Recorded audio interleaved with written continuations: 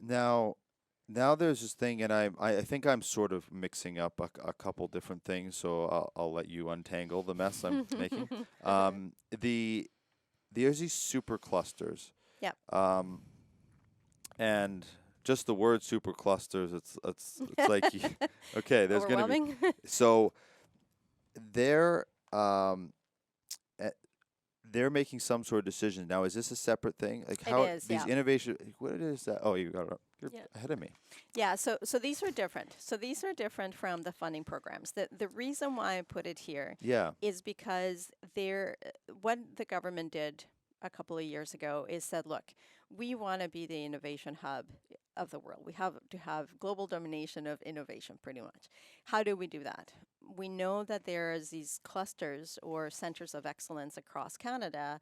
How do we then bring Canada together and say, okay, we have a supercluster or a sort of center of excellence of agriculture, for example. Where are those companies aligned to it? Could we help in any way by putting, again, like a center of excellence or whatever? And they called it a supercluster. And so they went out and they said, okay, industry, we're going to choose 5 superclusters across Canada.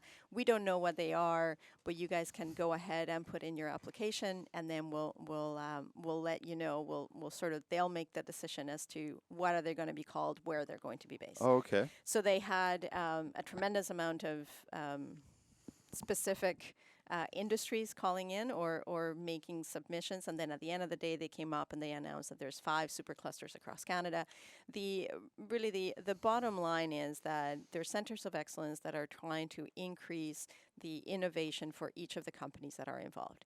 Now, the question that we always get is like, okay, well, how do I access this funding? And it may or may not necessarily be funding, depending on the mechanics of them. So each one of these has got a certain amount of funding allocated to them on the federal government. And then they have these companies that are associated to them. So in BC, for example, we have the Digital Technology Supercluster. It was led by TELUS. TELUS put in the application and said, we need to be the digital supercluster, and they partner with Microsoft. They partner with a lot of the larger companies, and we can be the health and or the digital supercluster first. Canada's not that, no, so that it's based in BC, but it's a Canadian. Correct. Right. And that's the same for all of these. So these are across Canada, even though they're based in each of the provinces, because they need to Right. be based somewhere. Yeah. And so they're based in each of the provinces. But for the Digital Technology Supercluster, for example, they just had at the BC Tech Summit, they had companies from Halifax as well coming over and saying, hey, we want to partner with you, we want to work with you, how do we work together? So it's really is trying to be as far reaching across Canada as possible. So okay, so if you so TELUS led the way, and then Yeah. they partner up, and they actually put in. So they So- went out to all these companies. I see Shoppers Drug Mart on here. There's Right, So yeah, they because went it's out and get. on the health side of things. Oh, So, right, so yeah. right. So So what they happened gathered was the these com- government said, okay, BC, you're going to be digital and health. So BC is digital and health. And that is across Canada. That's why Shoppers Drug Mart is in there as well. I see. Okay. And obviously UBC and whatnot. Right. So now was again I thread the needles, but that's my job. So the TELUS was did they put the group together No. originally, or the They put an application into the government for all these superclusters. Oh, and I so see. TELUS put one in, Optel Group, Communitech, all of these ones put in different ones, right? different applications. And then at the end of the day, the government was the one that decided how many superclusters there would be across Oh, Canada. I see. So basically, once they put in the application, and then we said, okay, you're right, we're going to have a super cluster of technology, and it's going to be based in BC. Then the rest of the companies came forward and were like, we are going to be part of we'll this. be part of it. Yeah, Yeah. and I it see. could be anyone from Halifax to BC. wherever. That is all part of it.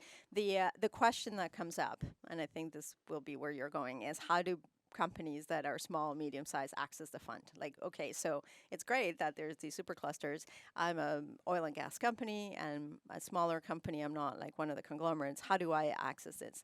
Right. And the question is that it depends. So it depends on the project that you're doing. A lot of them really do want to partner with, so have the partnership of academia and industry. So Right. again, if you're oil and gas, but you have a project and you need sort of that academia validation, then perhaps you can put a project together that could be funded through some of these superclusters. Although we don't know how the funding is going to work just yet. Is quite new, but it is available for companies to Oh, so this is access. a fairly Okay. new thing. This It is a only- fairly new as far as, so it's not fairly new as it has been around since early last year, but is new as in these are now coming up with saying, okay, we're open for business. Come and show us your project. So as an example, the Saskatchewan one, the protein innovations, that one is open for project-based applications that that could make a potential project in that space. So if you're an agri company and you're partnering with, or you have a really good one going back to fertilizers, so trying to identify, so, fertilizers that could get rid of pesticides, but that could also be good for the environment and whatever, and there needs to be quite a bit of research done. We need academia. Supercluster, is there any money in there? And then, so you apply, and then the supercluster says, for this specific one, then they will say, okay, yeah, that's good. We will fund up to 50% of that project. And these are sort of like the checks and balances that need to happen for it. Go ahead and do that. So this is an application. Is this is it like Dragon Den style? Do you eventually walk in, and is there an actual board that's voting on it, or how is? It's not a voting. A lot of it is paperwork Yeah. until you actually make it to that next stage where they actually have to meet you and they have to know who you are and so on. So you fill out an application, it gets through that process, but then eventually there is a representative from TELUS and Microsoft. And that's for any fund, really. Yeah. I mean, the first stage is just saying, here, this is who we are, this is how much we want, this is our project. And then the government may say, okay, well, you don't quite fit into it, or yeah, okay, let's hear more about it. Where are you? Where are you from? Okay, let's go and visit you. Yeah, okay, this looks great. Cannabis is a big one right now, right? Like trying to do a Right. lot of the research behind the actual strains and whatnot. And Right. so then, okay, well, government wants to know about that, and they want to go out and see that one that you're really who you say you are. The project is there. You have a viable background, and so on. Right. And so, but ultimately, it is now. But in these superclusters, it's ultimately the group's decision, not the government's just funded Correct, it, yeah. but the group actually makes the Exactly. final choice. Yeah, It's quite interesting. exactly. And Yeah. what kind of people are sitting on the I guess the board or the decision makers? Like, are we talking the CEOs, the heads of R&D? Do you know what It's a kind mix. It's a mix for all of them. I mostly know the last three. The first two, they're kind of haven't, or that I know of yet, haven't quite announced anything that they're open for.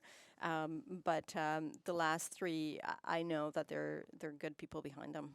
Yeah. It's very interesting. Has this funding started to be allocated yet, or is it now just Just this year. this year? Yeah.